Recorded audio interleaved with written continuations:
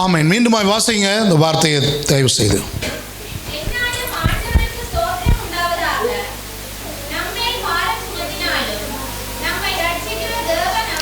ஆமென், ஆமென், அல்லேலூயா.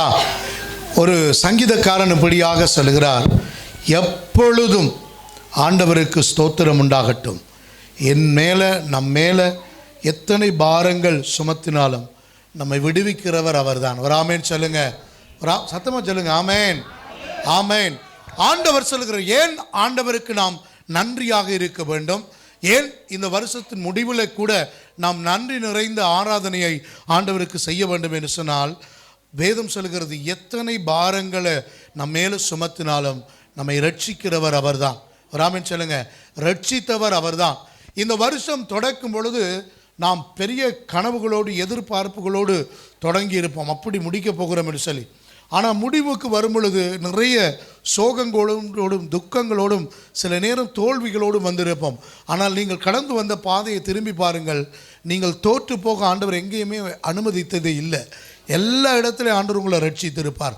எல்லா இடத்துலையும் ஆண்டவர் உங்களை வெற்றி சிறக்க பண்ணியிருப்பார். எல்லா இடத்துலையும் நீங்கள் ஆண்டவரோடு கூட நடந்த அனுபவங்கள் உண்டு. சில பிரச்சனைகள், சில பாரங்கள், சில அவமானங்கள் நமக்கு வரும். அது நம்மை தண்டிக்கிறதுக்காக அல்ல, நம்மை பலப்படுத்தி இன்னும் பலமாய் கர்த்தரை ஆராதிக்க தேவன் நமக்கு கொடுக்கிறதான வாய்ப்புகள். ராமேன் சொல்லுங்க, அல்லேலூயா, அல்லேலூயா. ஆதலால தான் எனக்கு அன்பானவர்களே, சங்கீதக்காரன் சொல்கிற, எத்தனை பாரம் நம்ம மேலே சுமத்தினாலும், நம்ம மேலே எவ்வளோ பாரங்களை சுமத்தினாலும் நம்மளை ரட்சிக்கிற தேவன் அவரே. இன்றைக்கு அநேகர் தங்களுடைய பிரச்சனையை தாங்களே சுமக்கிறதாக நினைக்கிறபடினால தான் அந்த பிரச்சனையிலிருந்து அவர்களால் வெளியே வர முடிகிறது இல்லை. யாரை கேட்டாலும் எனக்கு பாரம், எனக்கு பிரச்சனை.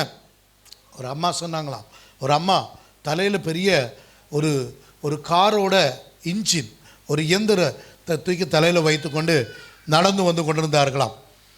நடந்து வந்து கொண்டிருக்கும் பொழுது அந்த வழியாக ஒரு மாட்டு வண்டில் வந்த உடனே இந்த அம்மா களைத்து வேர்த்து நடந்து வந்ததை பார்த்த அந்த மாட்டு வண்டில் நடத்துகிற அந்த நபர் கேட்டார், ஐயோ பாவமாக இருக்குது, இந்த அம்மாவை மாட்டு வண்டியில் ஏற்றி கொண்டு போகலாம் என்று சொல்லி இந்த அம்மாவை மாட்டு வண்டியில் ஏற்றி அந்த பொருட்கள் எல்லாம் ஏற்றி அவங்களையும் ஏற்றியாச்சு. கொஞ்ச நேரத்துக்கு பிறகு பார்த்தீங்கன்னு சொன்னால் அந்த அம்மாண்ட பேசிக்கொண்டே போகிறாங்க. அவங்களுடைய பேச்சு சத்தம் கேட்கல. திரும்பி பார்த்தா அந்த அம்மா கழுத்து முறிஞ்சு செத்து கிடக்குறாங்க. புரியுதா உங்களுக்கு? இவருக்கு ஒரே குழப்பம் என்னென்னா, அவர்களுக்கு மாட்டு வண்டியில் இடம் கிடைச்சதுக்கு பிறகும் அவங்க பாரத்தை இறக்கி வச்சுட்டு கொஞ்ச நேரம் திரும்ப தூக்கி தண்டை தலையிலேயே வச்சுட்டாங்க. பாரம் தாங்காமல் கழுத்து முறிஞ்சு இறந்து போயிட்டாங்க. இது ஒரு கைப்பிரதியில் முதல் நான் வாசித்த ஒரு கதை. இதை பார்த்த அந்த ஆளுக்கு பாருங்கள், எவ்வளவு பெரிய வாய்ப்பு. நடந்து போக வேண்டியதில்லை, களைப்பு இல்லை, பேசாமல் இருந்து கொண்டு போகலாம். நாம் அநேக நேரங்கள் நம்முடைய பாரத்தை இயேசு கிறிஸ்துவின் மேலே ஏற்றி விட்டுட்டு திரும்பவும் தூக்கி நம்முடைய தலையில் வைத்து கொள்கிறோம். நாம் தான் சுமந்து நாமளே. ஆண்டவர் சொல்கிறார், உன்னை படைத்தவர் அவர், அவருக்கு உங்கள் மேலே உங்களுக்கு இருக்கிற அக்கறையை விட பல 1000 மடங்கு அதிகமாகவே உங்கள் மேலே அவர் வைத்திருக்கிறார். ராமேன் சொல்லுங்க. சில நேரம் நாம் நம்மை கவனிக்கிறது இல்லை, ஆனால் ஆண்டவர் சொன்னா, உன்னை உள்ளங்கையில் வரைந்து வைத்திருக்கிறேன் உன்னை பார்க்கும்படியாக, நீ எனக்கு முன்பதாக. அதனால தான் சங்கீதக்காரன் சொல்ல, கர்த்தரை எனக்கு முன்பதாக நிறுத்தி வைத்திருக்கிறேன், நான் அசைக்கப்படுவதில்லை. ராமன் சொல்லுங்க, தேவனை நமக்கு முன்பதாக நாம் நிறுத்த வேண்டும். தேவன் தமக்கு முன்பதாக நம்மை நிறுத்துகிற அளவுக்கு நாம் வாழ வேண்டும். ராமன் சொல்லுங்க, எத்தனை பேரால் அப்படி வாழ முடியும்? தேவனை எனக்கு முன்னுக்கு நான் நிப்பாட்டி வச்சிருக்கிறேன், ஆனால் தேவனுக்கு முன்பதாக நிற்கிற அளவுக்கு நான் வாழ விரும்புகிறேன். இந்த 2025 நம்ம முடிக்க போகிறோம். ஒரு 3 நாட்களில் நம்ம புதிய வருஷத்துக்குள்ளே போக போகிறோம். இந்த நாளில் ஒரு தீர்மானம் எடுங்க. ஆண்டவரே, என் மேலே எத்தனை பாரம் சுமத்தினாலும் நான் நன்றியை தவிர ஒன்றும் சொல்ல மாட்டேன் ஆண்டவரே. ராமன் சொல்லுங்க, நன்றி அப்பா. காரணம், எத்தனையோ அழிவு வந்தது இல்லையா தேசத்தில், இலங்கை தேசத்தில். இந்த வருஷத்தில் பெரிய பாரிய அழிவு, இந்த மாதத்தில் பாரிய அழிவு, வெள்ளம், மலையக மக்கள் பெரிய அளவில் பாதிக்கப்பட்டார்கள். நிலச்சரிவுகள், வீடுகள் எல்லாம் இழந்து போனார்கள், உடைமைகள் இழந்து போனார்கள், உறவுகளை இழந்து போனார்கள், பெரிய ஆபத்துக்குள்ளே கடந்து போனார்கள். ஆனால் கர்த்தர் அந்த ஜனங்களுக்கு ஒரு இரக்கம் பாராட்டினார். வீடு கிடைச்சிடும், இழந்து போன ஆட்களை இழந்து போக முடியாது. ஆனால் கர்த்தர் அந்த ஜனங்களுக்கு ஒரு இரக்கம் பாராட்டினார். தேசத்தில் தலைவர்கள் எல்லாம் ஒன்று சேர்ந்தார்கள், திருச்சபைகள் எல்லாம் ஒன்று சேர்ந்தது, தொண்டு நிறுவனங்கள் எல்லாம் ஒன்று சேர்ந்தது. எல்லாரும் பாருங்கள், இப்போ எல்லாரும் அங்கே தான் நிற்கிறாங்க. அவர்களுக்கான எல்லாவற்றையும் கொண்டே கொடுக்கிறார்கள். யோசித்து பாருங்கள், ஒரு சக தேசத்தில் இருக்கிற ஒருவர் பாதிக்கப்பட்ட பொழுது தேசத்தில் இருக்கிற எல்லாரும் ஒன்று திரண்டு அங்கே கடந்து போகிறார்கள். தேசங்கள்லேருந்து பெரிய பெரிய விமானங்கள் எல்லாம் வந்து யாழ்ப்பாணத்துக்குள்ளே இறங்குகிறத நீங்கள் பார்ப்பீங்க, பொருட்களோடு கூட. என் ஆண்டவர் உங்கள் மேலே எவ்வளோ நோக்கமாக இருக்கிறார். நீங்கள் பாதிக்கப்படும் பொழுது, பாரம் சுமக்கும் பொழுது, இந்த உலகத்தில் இருக்கிறவர்களை விட உங்களோடு கூட இருக்கிறவர் பெரியவராக இருக்கிறார். அவர் உங்களை நடத்த வல்லவராக இருக்கிறார். நாம் எண்ணத்திற்கெல்லாம் இந்த வருஷ கடைசியில் நன்றி சொன்னால் நல்லா இருக்கும் என்று நாம் தியானித்து நாம் ஜெபிக்க போகிறோம். சங்கீதம் 119 61 62 ஒருவர் வாசிங்க, மற்றவர்கள் நாம் கவனிக்கலாம்.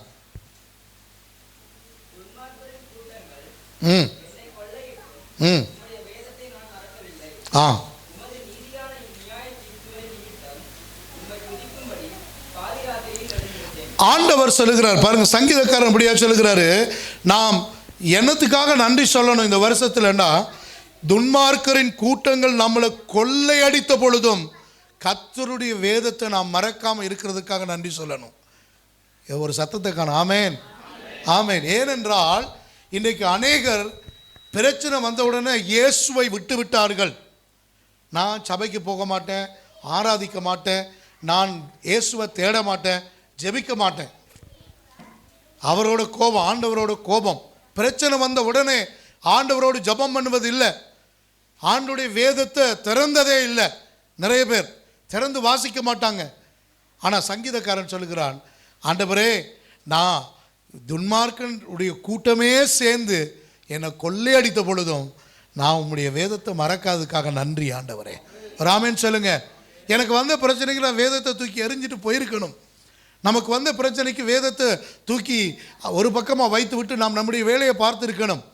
ஆனால் சங்கீதக்காரன் சொல்கிறான், நான் அப்படி செய்யல ஆண்டவரே, வேதம் தான் என்னுடைய மன மகிழ்ச்சியாக இருந்துச்சு, வேதம் தான் என்னை தேற்றுனுச்சு, இந்த வேதம் தான் என்னை தப்பு வச்சுச்சு. ராமன் சொல்லுங்க, வேதத்தை நாம் சுமந்தால் வேதம் நம்முடைய பரம்பரையே சுமக்கும். ராமன் சொல்லுங்க, வேதம் நம்முடைய வாழ்க்கை முழுவதையும் சுமக்கும், நம்முடைய தலைமுறையையே பாதுகாக்கும். அந்த வேதத்தை மறவாதபடிக்கு நெருக்கங்கள் வந்த பொழுதெல்லாம் கர்த்தர் நம்மோடு, கர்த்தருடைய வசனம் நம்மை தேற்றினது. எத்தனை பேர் சொல்லுவீங்க, நான் சோர்ந்து போன பொழுது கர்த்தருடைய வார்த்தை தான் என்னை உயிர்ப்பிச்சு? கை வைத்து சொல்லுங்க, ஹல்லேலூயா. கர்த்தருடைய வசனம் உயிர்ப்பித்தபடினால தான் இன்றைக்கு நாம் உயிரோடு இருக்கிறோம். ஆஸ்பத்திரிக்கு போங்க, போய் ஆஸ்பத்திரி ஒருக்கா விசிட் பண்ணி பாருங்க, படுக்க கட்டில் இல்லை, ஈச்சார் மாதிரி போட்டிருக்காங்க. அதில் கூட 2 பேர், ஒரு ஆள் இருக்க ஒரு ஆள் நிற்கிது. என்ன, பகல் புள்ள ஒரு ஆள், இரவு புள்ள ஒரு ஆள். புரியுதா உங்களுக்கு? மருத்துவமனைகள் நிரம்பி வழிகிறது, ரோட்டில் பிச்சைக்காரர்கள் நிரம்பி வழிகிறார்கள். கர்த்தர் உங்களை மருத்துவமனையில் போய் கட்டில் படுக்காமல், ஈச்சாரில் இருக்காமல், நின்று கொண்டு இருக்காமல், ரோட்டில் உட்கார்ந்து மற்றவரிடத்தில் கையேந்தாமல் ஆசீர்வாதமாக வைத்ததற்கு நன்றி சொல்ல வேண்டும். ராமன் சொல்லுங்க, வேதம் மறக்கப்படாதபடிக்கு உங்களோடு கர்த்தர் இருந்தார் இல்லையா? நிறைய பேர் மறந்து போயிட்டாங்க, வேதத்தை மறந்துட்டாங்க, கர்த்தரை விட்டு தூரமாக போயிட்டாங்க. கடந்த நாட்கள் ஒரு சகோதரனை சந்தித்தேன், நல்ல ஆண்டவருக்காக பயங்கர வைராக்கியமாக கர்த்தரை ஆராதித்து துதித்து பிரசங்கித்த ஒரு சகோதரன். அவரை பார்த்த பொழுது என்னுடைய உள்ளம் உடைக்கப்பட்டது. நான் அவருக்கு சொன்னேன், கட்டாயமாக நீ இந்த வருஷத்தோடு ஒரு முடிவுக்கு வரணும், உன்னை வாழ்க்கையில் நீ போன போக்க நிப்பாட்டி ஆண்டவரோடு உன்னுடைய வாழ்க்கையை தொடர வேண்டும். பார்க்கும் பொழுதெல்லாம் சொன்னேன். ஆனால் கிறிஸ்மஸ் ஆண்டு பின்னர் வந்து அவராகவே சொன்னார், வார வருஷத்துலேருந்து ஊழியம் செய்கிறதுக்கு நான் தீர்மானித்திருக்கிறேன். ஊழியம் யாரும் செய்யலாம், உங்களோட வாழ்க்கையை ஆண்டவருக்கு உண்மையாக அர்ப்பணிச்சிட்டிங்கன்னு சொன்னால், மேடையில் நின்று பிரசங்கம் பண்ணுறது பாடுறது மட்டும் ஊழியம் இல்லை. நீங்கள் ஒரு கைப்பிரதியை கொண்டு போய் இயேசுவை அறியாத ஒரு நபருக்கு கொடுத்து, இயேசு உன்னை நேசிக்கிறார், அதுதான் இந்த உலகத்தில் சிறந்த பெரிய ஊழியம். ஒரு நபருக்கு போய் இயேசு உன்னை வாழ வைப்பார் என்று நீங்கள் சொல்லிட்டீங்கன்னு சொன்னால், அதுதான் நீங்கள் இந்த உலகத்தில் நீங்கள் செய்கிற தலை சிறந்த ஊழியம். இன்றைக்கு அநேகர் மேடையில் நின்று பிரசங்கம் பண்ணுறதையும், மேடையில் நின்று பாடுவதையும், எல்லாருக்கும் முன்னுக்கும் படம் காட்டுவதையுமே விரும்புகிறார்கள். அது ஊழியம் இல்லை. நாம் மறைமுகமாக தேவராஜ்யத்தை பலமாய் கட்ட வேண்டும். ராமன் சொல்லுங்க, நீங்கள் வேதத்தை மறக்காததுனால ஆண்டவருக்கு நன்றி சொல்ல வேண்டும். அவர் சொல்றாரு 62வது வசனத்தில், உம்முடைய நீதியான நியாய தீர்ப்புகள் நிமித்தம் உம்மை துதிக்கும்படி பாதி ராத்திரியில் எழுந்திருப்பேன்.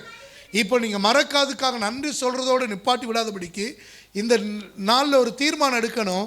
நான் நன்றி சொல்கிறதுக்காக நடுச்சாமத்தில் எழும்புவேன். ஆண்டவரே ராமன் சொல்லுங்க, நன்றி அப்பா. நான் அப்படி இந்த 2 நாட்களாக என்ன சாமத்தில் ஆண்டவர் எழுப்பி விட்டுருவார். நான் உட்காந்து நடந்து வந்த பாதைக்காக நன்றி சொல்கிறேன். இந்த உணவு இல்லாமல் விடு விட கையேந்தி நின்றதை நினைத்து பார்த்தா என்னுடைய கண்களில் கண்ணீர் வழிய ஆரம்பித்தது.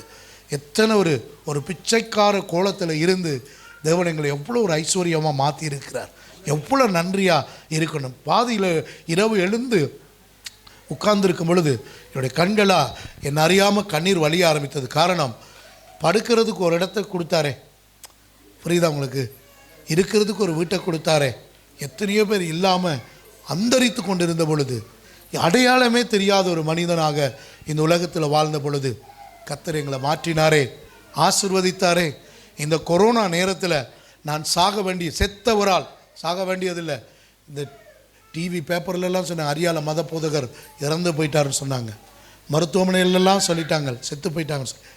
ஆனாலும் ஜீவனை கொடுத்தாரே, தம்முடைய தூதன் அனுப்பி பாதுகாத்தாரே. அன்றைக்கு எல்லாரும் கண்ணுக்கு முன்னுக்கு செத்து பொலித்தீன் பேக்கில் கட்டி எரிக்க கொண்டு போன பொழுது அதில் தப்பு வச்சு கொண்டு வந்தாரே. எத்தனை மகத்துவம் உள்ள ஆண்டவர்! யோசித்து பாருங்க. இன்றைக்கு இந்த நிலையில் உங்களோடு பேச வைத்திருக்கிறாரே. எத்தனை உலகத்தில் இருக்க 3/4 பேர் அப்படி ஆண்டவர் பாதுகாத்தார். அன்றைக்கு நாம் செத்திருந்தால் எத்தனை வருடங்கள் வீணாக போயிருக்கும். ஆனால் வாழ வைத்தது கர்த்தருடைய வேதத்தை நினைக்கும்படியாக. அப்போ பாதி ராத்திரியில் எழும்பி நீங்கள் ஆண்டவருக்கு நன்றி சொல்லணும். இன்றைக்கு எனக்கு ஜீவனை தந்ததுக்கு நன்றிப்பா, இன்றைய நாளை நான் உம்மோடு தொடங்குகிறேன் ஆண்டவரே, என்னுடைய வாழ்க்கையெல்லாம் என்னெல்லாம் செய்யணுமோ அதெல்லாம் நீங்கள் எனக்கு சொல்லித்தாங்கப்பா என்று சொல்லி அவரை உங்களுடைய நெருங்கிய நண்பராக எப்பொழுதும் வைத்து கொள்ள வேண்டும். எப்போவாவது அல்ல, எப்பொழுதும் அவர்தான் உங்களுடைய நெருங்கிய நண்பராக இருக்க வேண்டும். இன்றைக்கு அநேக நேரங்களில் நாம் பிரச்சனை வந்த உடனே முதலாவது தீர்மானம் நான் ஜெபிக்க மாட்டேன் என்று எடுத்து விடுகிறோம். 2வது தீர்மானம் வேதத்தை திறக்கவே மாட்டோம். நீங்கள் எப்போ கடைசியாக வேதத்தை திறந்து வாசிச்சிங்க? எப்போ கடைசியாக வாசிச்சிங்க? உங்களோடு பேசிய வசனம் எது கடைசியாக? இன்றைக்கு வாசிச்சிங்களா? இன்றைக்கு விடிய எழும்பி ஆண்டுடைய சத்தத்தை கேட்டீங்களா? இன்றைக்கு நாளுக்காக ஆண்டவருக்கு நன்றி சொன்னீங்களா? இன்றைக்கு ஆராதனைக்கு கூடி வர ஆண்டவர் உதவி செய்தாரே, அதற்காக நன்றி சொன்னீங்களா? எனக்கு அருமையான சகோதரனை தெரியும். பெரிய ஒரு கொஞ்ச காலம்தான் பண்ணுறேன். அன்றைக்கி ஒரு 6-7 மாதம், இந்த 1 வருஷம் அப்படி அவருடைய வாழ்க்கையில் பெரிய சாட்சி, பெரிய ஒரு இடத்துல பெரிய பொறுப்பில் கர்த்தர் வைத்திருந்தார். ஒரு நாள் திடீர்னு தூக்கி அவரை வெளியே எறிஞ்சிட்டாங்க. நான் ஒரு சந்திக்கும் போது அவர் சொன்னார், அவங்க யார் என்ன தூக்கி இருந்தாலும் என்னை அழைத்தவர் மாறவே இல்லை, நான் அவருடைய அழைப்பில் ஓடிக்கொண்டே இருப்பேன். எனக்கு அதை பார்த்த உடனே ஒரு பாண்டிங். அவர் என்ன கேட்டாலும் நான் ஓகே தான் சொல்லுவேன். கேட்டு பாருங்களேன், என்ன கேட்டாலும் ஓகே ஓகே. ஏனென்றால் கர்த்தரோடு நிற்கிறவர்கள் வேதத்தை மறக்கையில், வேதத்தை மறக்கிற அளவுக்கு பிரச்சனை கொடுத்தாங்க. கூட்டமாக கூடி குற்றப்படுத்தி வெளியே தூக்கி எறிஞ்சிட்டாங்க, அவ்வளவுதான். ஆனால் என்ன நோக்கத்திற்காக கர்த்தர் பிடித்தாரோ அந்த நோக்கத்தை விடாமல் ஓடிக்கொண்டே இருக்கிறார். இரவு எடுத்து கேட்ட உடனே நான் சொன்னேன் ஓகே. அதுக்கு பிறகு தான் ஷாம கடிச்சுக்கிட்ட தம்பி இப்படி சொல்கிறாங்க, என்ன செய்யலாம்? அவர் தானே சபை போதகர், கேட்கல வேணும். கேட்ட உடனே அவர் உடனே சொல்கிறார், நீங்கள் சொன்னால் சரி ரெடி பண்ணுறோம். உடனே டெல்சியாவுக்கு அடிச்சோன்னு எல்லாருக்கும் சொல்லுங்கள், இருக்கிற ஒரே மாதிரி உடுப்பு போட சொல்லுங்கள். பாட்டுக்கோயார எங்கே தேடி எங்கே பிடிச்சாங்களோ தெரியும், எல்லாம் ஒரே மாதிரி போட்டு வந்துட்டாங்க. விடிகிறதுக்குள்ள எல்லாம் போட்டுட்டு வந்துட்டாங்க. புரியுதா உங்களுக்கு? நாம் கொஞ்சம் பேரை ஆராதித்தாலும் கர்த்தரை மகிமையாக ஆராதித்து கொண்டு இருக்கிறோம். நீங்கள் ஒருவராக இருந்தாலும் உங்களோடு படைகளின் ஆண்டவர் பின்பதாக நிற்கிறார், இராணுவங்களின் தேவன் பின்பதாக நிற்கிறார். கோலியாத்தோடு பெரிய கூட்டம், பயப்படுகிறது ஒரு கூட்டமும், கோலியாத்துக்கு ஆதரவாக இருக்கிற ஒரு கூட்டமும். தாவீதோடு ஒருவரும் இல்லை, ஆனால் இராணுவங்களின் தேவன் தாவீதோடு இருந்தார். கைதட்டி கர்த்தரை மகிமைப்படுத்தலாம். ராமேன் சொல்லுங்க, உங்களோடு இராணுவங்களின் தேவன் இருக்கிறார், சேனைகளின் கர்த்தர் நம்மோடு இருக்கிறார், யாக்கோபின் தேவன் நமக்கு உயர்ந்த அடைக்கலமாய் இருக்கிறார். நாம் எப்படி வேதத்தை மறக்கலாம்? ஒரு ஊழியக்காரன் படியாக எழுதியிருக்கிற, நீங்கள் மட்டும் இல்லாமல் போயிருந்தா மண்ணாகி போயிருப்பேன், என்னை மறந்தே போயிருப்பாங்க ஆண்டவரே. புரியுது உங்களுக்கு? எவ்வளோ ஒரு அற்புதமான ஒரு பாடல். ஆண்டவர் இல்லைன்னா நம்மளை மறந்து போயிருப்பாங்க. எத்தனை பேர் மறக்கப்பட்டு போயிட்டாங்க. தலைவர்களை மறந்து போயிட்டாங்க, திறமசாலிகளை மறந்து போயிட்டாங்க, வீரர்களை மறந்து போயிட்டாங்க. வாழுகிற வரைக்கும் தான் நமக்கு மதிப்பு.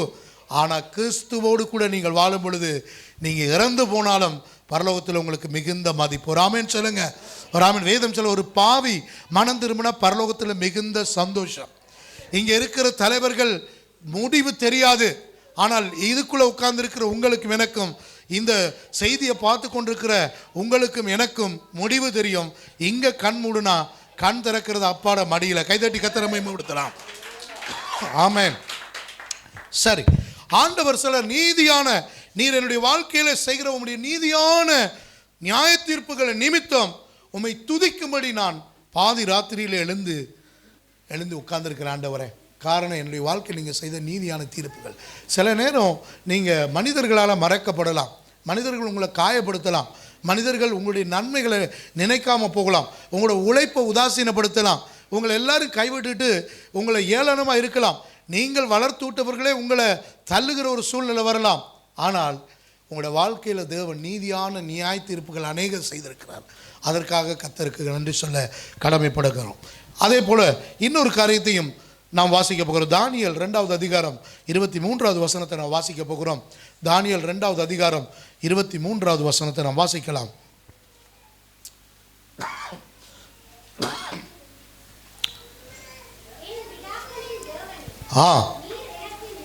ஞானமும் கொடுத்து வேண்டிக் கொண்டதை அறிவித்து தெரிவித்தபடியினால். ஆமென். தானியேல் அவர் எழுதும்போது சொல்றாரு, தேவனே, பிதாக்களின் தேவனே, நீர் எனக்கு ஞானமும் வல்லமையும் கொடுத்தீங்க, அதுக்காக நன்றி அப்பா. ராஜாக்களுக்கு சொல்றதெல்லாம் எனக்கு சொன்னீங்க, அதற்காக நன்றி அப்பா. ராஜாக்களுடைய காரியத்தை எனக்கு தெரியப்படுத்துனீங்க, அதற்கு நன்றி அப்பா. நான் வேண்டிக் கொண்டதெல்லாம் எனக்கு கொடுத்தீங்க, அதுக்காக நன்றி அப்பா. அவன் சொல்கிறேன், அதுக்காக நான் உண்மை துதித்து புகழ்கிறேன், பாடிக்கொண்டே இருப்பேன். எவ்வளோ நன்றி சொல்லணும். முதலாவது, நீங்கள் வேதத்தை மறக்காமல் இன்றைக்கு இந்த ஆராதனைக்கு இதுவரைக்கும் கர்த்தர் கொண்டு வந்ததுக்கு நன்றி சொல்லணும். ரெண்டாவது, கர்த்தர் உங்களுக்கு கொடுத்த அறிவுக்காக, ஞானத்திற்காக நன்றி சொல்லணும். மூன்றாவது, நீங்கள் ஜெபிச்சதுக்கெல்லாம் கர்த்தர் பதில் கொடுத்ததுக்காக நன்றி சொல்லணும். நாலாவது, ராஜாக்களுடைய காரியங்களை கர்த்தர் உங்களுக்கு தெரிவித்தபடினால ஆண்டவருக்கு நன்றி சொல்லிக்கொண்டே இருக்கணுமா? யோசிச்சு பாருங்க, நீங்கள் எவ்வளோ முக்கியமானால் தெரியுதா உங்களுக்கு? ராஜாக்களுடைய காரியத்தை ஆண்டவர் உங்களுக்கு தெரியப்படுத்துகிறார். கர்த்தருடைய வேதத்தை மறக்காதவனுக்கு தான் ராஜாக்களுடைய காரியத்தை கர்த்தர் தெளிவுபடுத்துவார். தேவனுடைய பிள்ளைகள் அந்த நாட்களில், இன்றைக்கு இருக்கிற ராஜ்யம் இல்லை, அன்றைக்கு இருந்த ராஜ்யம், தீர்க்கதரிசி இல்லாமல் ஒரு ராஜாவால் இயங்கவே முடியாது. என்ன செய்ய வேண்டுமே ஆனாலும் தீர்க்கதரிசி வந்து சொன்னாதான் செய்ய வேண்டும் என்கிற ஒரு காலகட்டம். ஆனால் இன்றைக்கு அந்த ஸ்தானத்தில் ஜெப வீரர்களாகிய உங்களை என்னை கர்த்தர் நிறுத்தி வைத்திருக்கிறார். கைதட்டி கர்த்தரை மகிமைப்படுத்தலாம். ஹல்லேலூயா. நித்திரை கொள்றாங்களா? அவர் ஹல்லேலூயா சொல்லுங்க. ஹல்லேலூயா. இல்லை, விழிப்பாக இருக்கிறீங்க. அப்போ கைத்தட்ட சொல்லுங்க, கை உயர்த்த வேண்டும். சரி, நல்லா கவனிங்க. எனக்கு பெரிய ஆச்சரியம், இந்த வேத வசனம் இரவு தியானித்து கொண்டிருக்கும் பொழுது ஆண்டவர் சொல்ல, எனக்கு ஞானத்தையும் வல்லமையும் கர்த்தர் கொடுத்தார். ஒரு குடும்பத்தை எப்படி நடத்த வேண்டும் என்கிற ஞானத்தை கொடுத்தார், அதை செயல்படுத்துகிற வல்லமையை கொடுத்தார். உங்களையும் என்னையும் ஆண்டவர் அன்பா இருக்கிறதுக்கு ஞானத்தை கொடுத்தார். சில நேரம் இன்னொருவர் நம்மளை காயப்படுத்தும் பொழுது நாம திருப்பி பேசாதபடி ஞானத்தை கொடுத்தார். அதிலிருந்து பாதுகாத்து கொள்ளும்படி ஞானத்தை கொடுத்தார். தப்பித்து நாம் செயல்படுவதற்கான வல்லமையை கர்த்தர் கொடுத்தார். ஒரு திருச்சபையை நடத்த ஞானத்தை கொடுத்தார், வல்லமையை கொடுத்தார். உங்களுடைய வேலையில் சிறப்பாக இருக்கிறதுக்கு ஞானத்தை கர்த்தர் கொடுத்தார், வல்லமையை கொடுத்தார். படிக்கிற இடத்துல நீங்கள் சிறப்பாக இருக்கிறதுக்கான ஞானத்தை, வல்லமையை கர்த்தர் கொடுத்தார். நீங்கள் அதற்கெல்லாம் நன்றி சொல்ல வேணும். சொன்னீங்களா? ஒரே ஒரு ஆள் தான் ராமேன் சொல்லுது. இன்றைக்கு போய் சொல்லுங்க, இன்னும் 4 நாள் இருக்குது. ராமேன் சொல்லுங்க, வேலை செய்கிற இடத்துல ஞானமாக இருந்தேன்டவரை, நான் ஞானமாக இல்லாட்டி என்றைக்கும் என்னை வேலையை விட்டு தூக்கியிருப்பாங்க. ஓமா இல்லையா? நான் ஞானமாக குடும்பம் நடத்துகிறேன். புத்தியுள்ள ஸ்திரீ தன் வீட்டை கட்டுகிறாள். புருஷனும் அப்படித்தான். புத்தியுள்ள ஸ்திரீ கணவன் வீட்டை கட்டுறான். புத்தி இல்லாதவனோ தன்னுடைய கைகளாலே அதை இடித்து போடுறாங்க. இடிக்காதபடிக்கு இடிஞ்சு போய் கிடந்த திருப்பி கட்டி ஒரு மாதிரி இந்த வருஷம் வரைக்கும் கொண்டு வர கர்த்தர் உதவி செய்தாரே, நன்றி சொல்லுங்க, ராமேன் சொல்லுங்க. உங்களுடைய குடும்பங்களை நீங்கள் இடிச்சிடக்கூடாது, உங்களுடைய ஜெப ஜீவியத்தை இடிச்சிடாதபடிக்கு நீங்கள் ஞானமாக இருக்க கர்த்தர் உதவி செய்தாரே, நன்றி சொல்லுங்கள். அடுத்தது இந்த வருஷத்தில் வேண்டி கொண்டதெல்லாம் கர்த்தர் கொடுத்தாரு. நிறைய பிள்ளைகள் சாட்சி சொன்னாங்க, நான் ஜெபிச்சேன் கர்த்தர் பதில் கொடுத்தார், நான் ஜெபிச்சேன் கர்த்தர் எனக்கு உதவி செய்தார். அதற்கு நீங்கள் நன்றி சொல்லுங்கள். எத்தனை பேருடைய ஜெபங்கள் கேட்கப்படாங்க பெண்டிங்கில் கிடக்கு தெரியுமா? எத்தனை பேருடைய வருட கணக்கில் தூசி தட்டி கூட எடுக்க முடியாத நிலை. உங்களுடைய ஜெபமெல்லாம் கேட்டு சாட்சி சொல்கிற அளவுக்கு கர்த்தர் உங்களை கொண்டு வந்திருக்கிறாருன்னா நீங்கள் நன்றி சொல்ல வேண்டும். ராமேன் சொல்லுங்கள், நன்றி சொல்ல. எனக்கெல்லாம் கர்த்தர் எல்லாவற்றையும் நிறைவேற்றினார், எல்லாவற்றையும் நிறைவேற்றினார். என்னை எதிர்த்து பகைத்து அழிக்க நினைத்தவர்களையும் நான் மன்னித்து ஆசீர்வதிக்கத்தான் கர்த்தர் என்ன ஞானமாக. எனக்கு கோபம் வரும், அவங்களுக்கு பழிக்கு பழி வாங்குறதுக்கு கோபமெல்லாம் வரும். ஆனால் அப்படி கோபம் வந்தாலும் தேவ சமூகத்துக்கு போகும்போது நான் அவங்களை ஆசீர்வதிக்கத்தான் செய்திருக்கிறேன். காரணம், அவர்களை ஆசீர்வதிக்கிறத தவிர வேறு ஒன்றையும் செய்யக்கூடாதுன்னு ஆண்டவர் சொல்லிட்டார், சபிக்கக்கூடாது என்று சொல்லிட்டார். அதுதான் தேவனுடைய கட்டளை. அப்போது தானியேல் சொல்லுகிறான், நீ எனக்கு கொடுத்த ஞானத்துக்காக, அறிவுக்காக, வல்லமைக்காக நான் நன்றி சொல்கிறதோடு நிறுத்தி விடாதபடி என்னுடைய ஜெபத்தை கேட்டதுக்காக நன்றி. ராஜாக்களுடைய ரகசியத்தை எனக்கு அறிவிக்கிறதுக்காக உம்மை துதித்து புகழ்ந்து கொண்டே இருப்பேன். யோசிச்சு பாருங்க, ராஜாக்களுடைய ரகசியத்தை கர்த்தர் உங்களுக்கு தருவார். ராஜா என்ன தீர்மானிக்கிறாரோ அது எங்க அந்த தீர்மானம் எடுக்கப்படுகிறது என்றால் ஜெப வீரர்களாகிய நம்முடைய ஜெப நேரத்தில் தான் தீர்மானம். நீங்கள் என்னத்தை ஜபிக்கிறீங்களோ அது பதிலாக வந்து கிடைக்கும். தேசத்தில் கடந்த நாட்களில் போத வஸ்து இல்லாத யாழ்ப்பாணம்னு பாடினோமா? நம்ம எல்லாரும் தேசம் முழுக்க பாடினாங்க. யாழ்ப்பாணத்தில் பாடினோம், போத வஸ்து இல்லாத யாழ்ப்பாணம், வன்முறை இல்லாத யாழ்ப்பாணம்,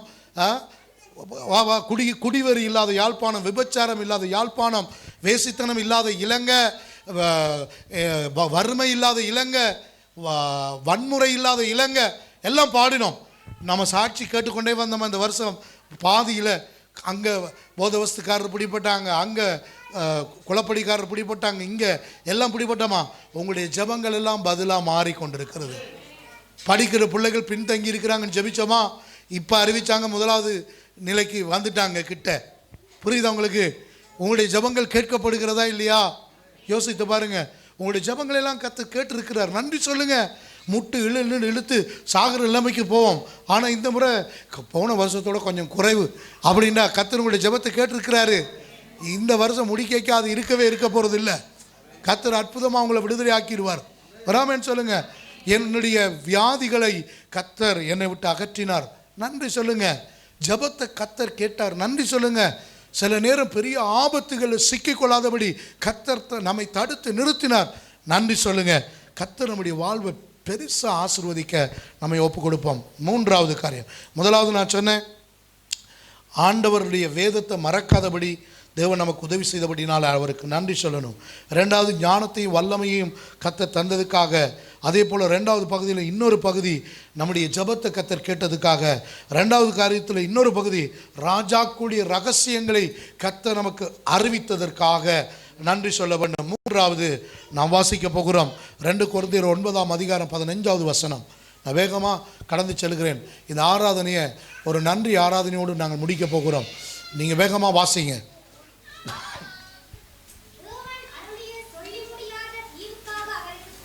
ஆமென். ஒரு அற்புதமான காரியம். தேவன் உங்களுக்கு தந்த சொல்லி முடியாத ஈவுகளுக்காக ஆண்டவருக்கு ஸ்தோத்திரம். அப்போஸ்தலனாகிய பவுல் எழுதும்போது அவர் சொல்ல, எனக்கு அவர் கொடுத்த எண்ணுக்கடங்காத நன்மைகளுக்காக நான் அவருக்கு நன்றி சொல்கிறேன். எத்தனை நன்மை! உடுப்பு மலையகத்துக்கு அனுப்புவோம், எடுங்க என்று சொல்லதான் தெரியுது. மூடையாக உடுப்பு. ஒரு வீட்டுக்கு போனேன், அவங்க அம்மா சொன்னாங்க, ஒரு பெரிய சூட்கேஸு வெளியே இழுத்து பார்த்தா ஊறுபட்ட ஷர்ட்டும் ஜீன்ஸும். இதெல்லாம் எங்கடா வச்ச என்றால் தெரியாது, அந்த ஆளுக்கே தெரியாது அந்த உடுப்பெல்லாம் இருக்குன்றது. எவ்வளோ உடைகளை கர்த்தர் நமக்கு தந்திருக்கிறார். மாற்று உடை இல்லாமல் இருக்கிற ஜனங்கள் மத்தியில் எத்தனை உடைகளை கர்த்தர் கொடுத்துருக்கார். எங்களை வீட்டில் நான் சொன்னேன், மலையத்துக்கு அனுப்பணும் உடுப்பு எடுத்து அடுக்கி வச்சிருக்கிறோம். அந்த ஹோல் நிறைஞ்சு போச்சு. நேற்று கேட்டவன் எங்கே கொண்டே இதெல்லாம் கொடுக்க போகிறேன், எப்போ கொடுக்க போகிறேன்? யோசிச்சு பாருங்க. அவ்வளவுதானாண்டா? இல்லை, இன்னும் 2 அலமாரி இருக்குது. புரியுதா உங்களுக்கு? உங்களோட வீட்டை நீங்கள் போய் திரும்பி பாருங்கள். எத்தனை பாதணிகளை நீங்கள் வாங்கி சோடியாக வச்சுருக்கிறீங்க, எத்தனை ஹேண்ட்பேக்ஸ் வச்சிருக்கிறீங்க, எத்தனை ஜீன்ஸ், எத்தனை ஷர்ட்டு, எத்தனை உடைகள். தேவன் எப்படி உங்களை அற்புதமாக எத்தனை காரியங்கள் ஆண்டவர் உங்களுக்கு சந்தித்தார்.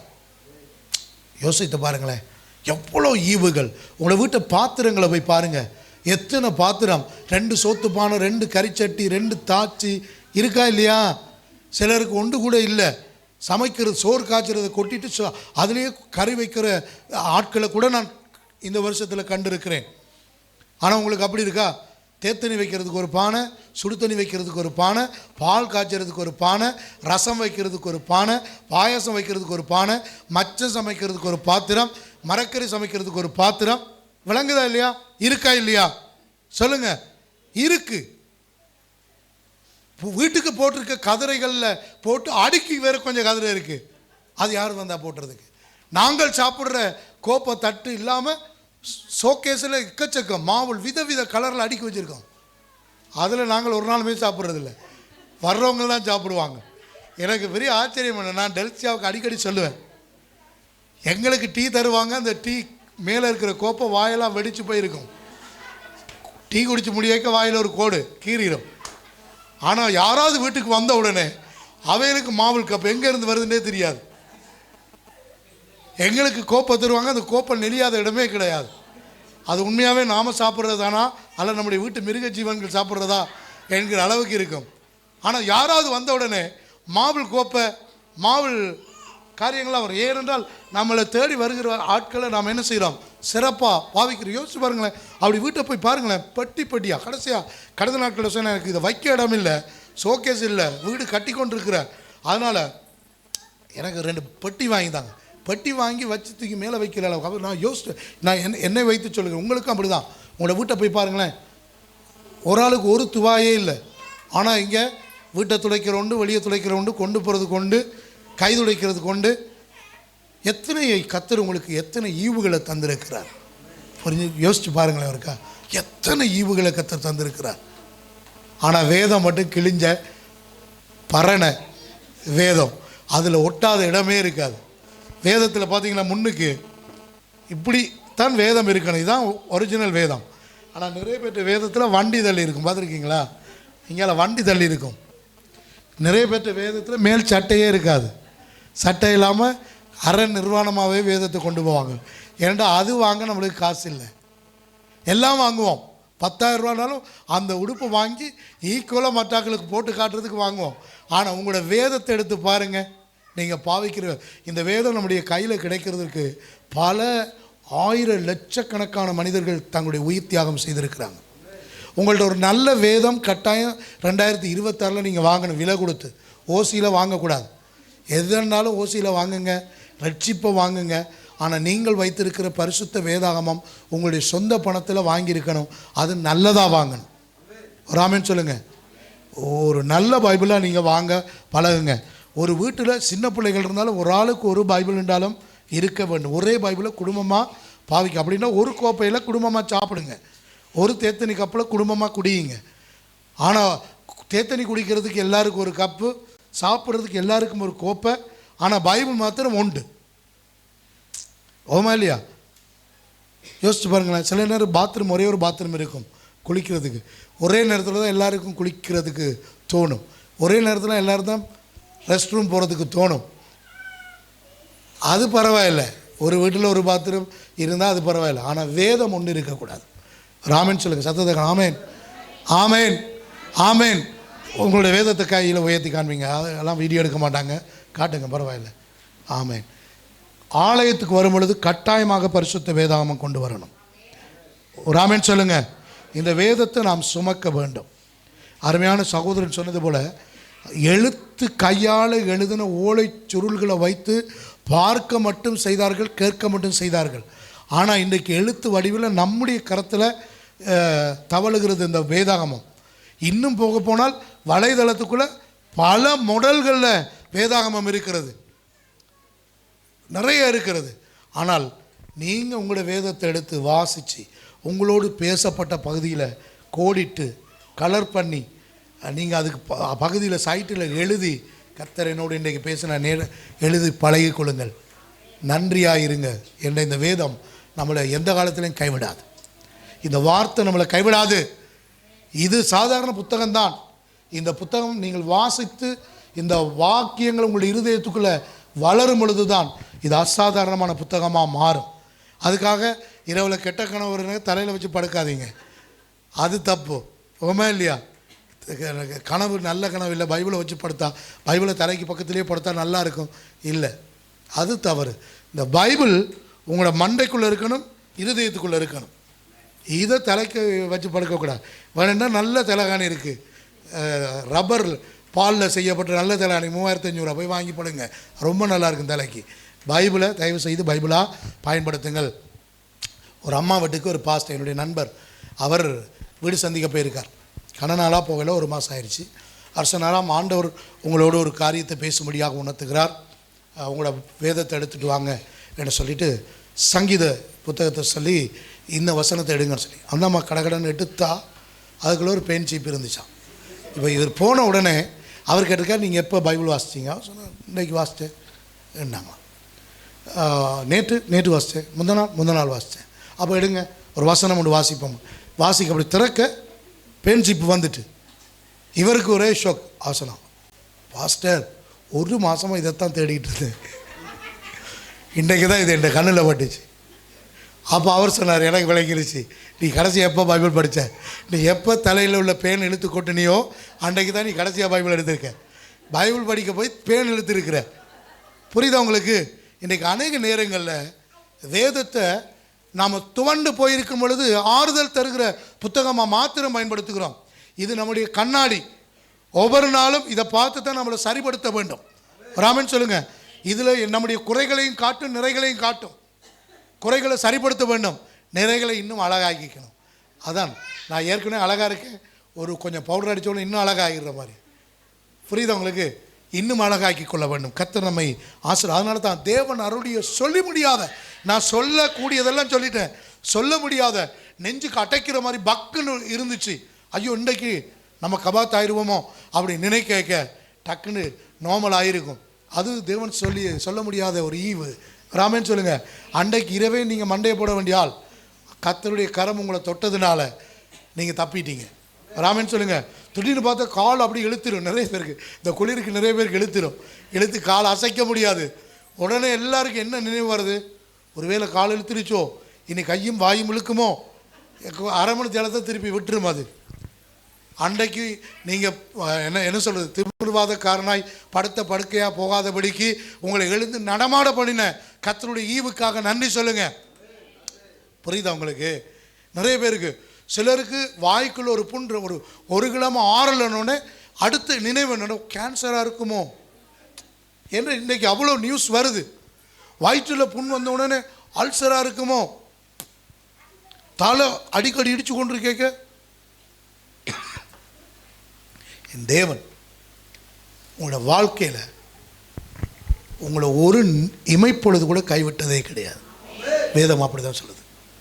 உருக்கமான இரக்கங்களினால் அவர் சேர்த்து கொண்டே இருப்பார் ஒவ்வொரு நாள்.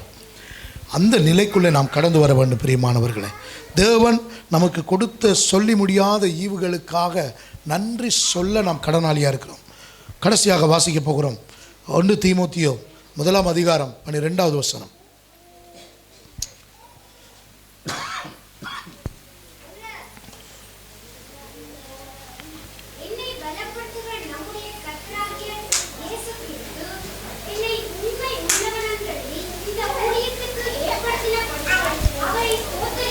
ஆமேன். இவ்வளோ நேரம் இது நம்ம எல்லாருக்கும் பொதுவாக நம்ம பேசணும்.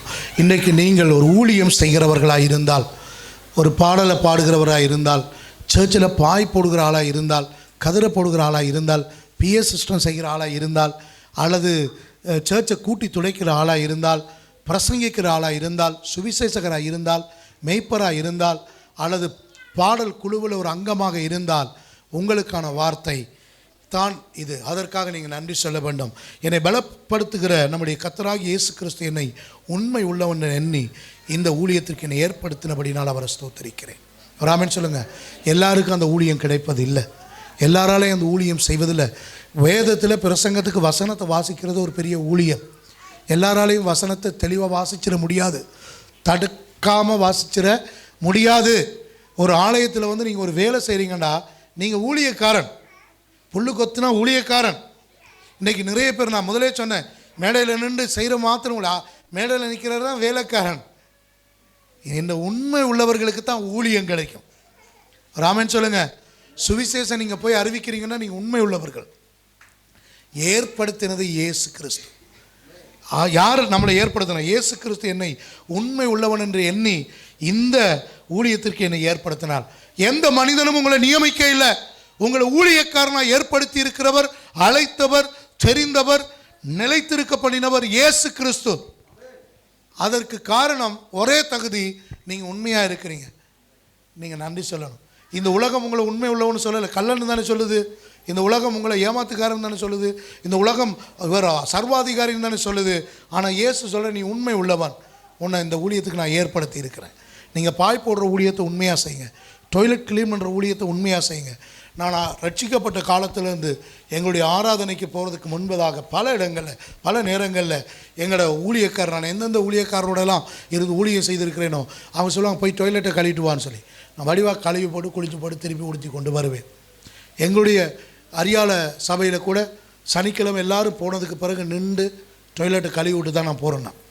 நான் பெருசாக உங்களுக்கு சொல்லணும். ஏனென்றால் நான் மேடையில் நிற்கிறதுக்காக மாத்திரமல்ல, நான் அந்தரங்கத்திலையும் கர்த்தருடைய ஊழியக்காரனாக இருக்க வேண்டும். மேடையில் நிற்கிற ஆள் வந்து சிறப்பு விருந்தினர்.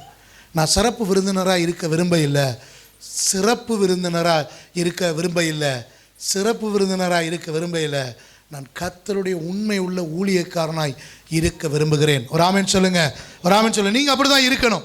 நீங்கள் சபையில் வந்து ஜெபம் பண்ணுறீங்களா? சபைக்காக நீங்கள் ஒரு சிறந்த ஊழியக்காரன், உண்மை உள்ள ஊழியக்காரி. நீங்கள் அதை மனதில் வைத்துக்கொள்ள வேண்டும். திடீர்னு உங்களை பாட்டு கோயரில் 10 பேரை தூக்கி போட்டுட்டாங்கன்னா, அப்பா நான் நல்ல வெள்ளையாக இருக்கிற அதனால் தூக்கி போட்டாங்க அப்படின்னு நினைக்காதீங்க. உங்களை உண்மை உள்ளவர்கள் என்று எண்ணி ஏற்படுத்தியிருக்கார். அவங்க கேட்க நீங்கள் ஓமுன்ட்டு சொல்ல வச்சதே ஆண்டவர் தான்.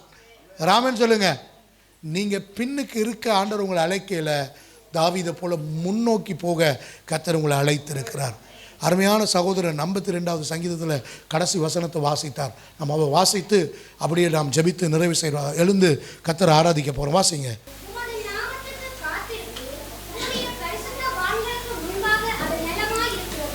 ஆமென். எவ்வளோ ஒரு அற்புதமான வார்த்தை. நீங்கள் தான் ஆண்டவர் எல்லாம் செஞ்சீங்க. என்னுடைய வாழ்க்கையில் எல்லாவற்றையும் நீங்கள் செஞ்சீங்க. எனக்கு குடும்பத்தை ஏற்படுத்தினது நீங்கள், ஊழியத்தை ஏற்படுத்தினது நீங்கள், வேலையை ஏற்படுத்தினது நீங்கள், எனக்கான வாய்ப்புகளை ஏற்படுத்தி தந்தது நீங்கள். நான் என்றென்றைக்கு உமக்கே நன்றி உள்ளவனாக இருப்பேன் என்று சொல்லி ஒரு அற்புதமான ஒரு வாழ்க்கை